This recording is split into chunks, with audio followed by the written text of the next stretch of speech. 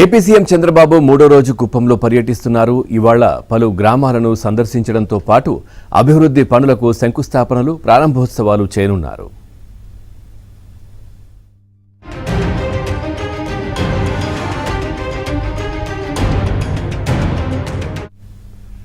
నిన్న రెండో రోజు పర్యటనలో భాగంగా సీఎం చంద్రబాబు ఆయన 118 కోట్లతో నిర్మించనున్న కుప్పం ఆర్టీసీ బస్టాండు డిపోకు శంకుస్థాపన చేశారు.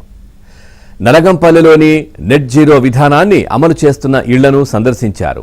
Solar roof top, induction cook టాప్లో వర్షపు నీటి సంరక్షణ, కిచెన్ కాంపోస్టింగ్, టెర్రస్ గార్డెనింగ్ వంటి విధానాలను పరిశీలించారు.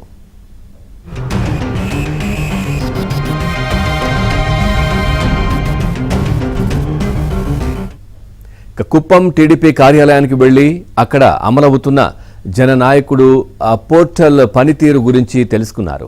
శనివారం రాత్రి తన నివాసంలో స్వర్ణ కుప్పం విజన్ 2029 మాస్టర్ ప్లాన్ రూపకల్పనపై అధికారులు, ఐఐటి కాన్పూర్ బృందంతో సమావేశమయ్యారు. కుప్పం సమన్వయ కమిటీతో పాటు పార్టీ నాయకులతో వేర్వేరు సమావేశాల్ని నిర్వహించారు. 6 దశాబ్దాలుగా భూమి కోసం ఎదురుచూస్తున్న కుప్పం మండలం కంగుంది గ్రామంలోని 322 కుటుంబాలకు 460.19 ఎకరాల భూమికి సంబంధించిన పట్టాలను లబ్ధిదారులకు అందజేశారు.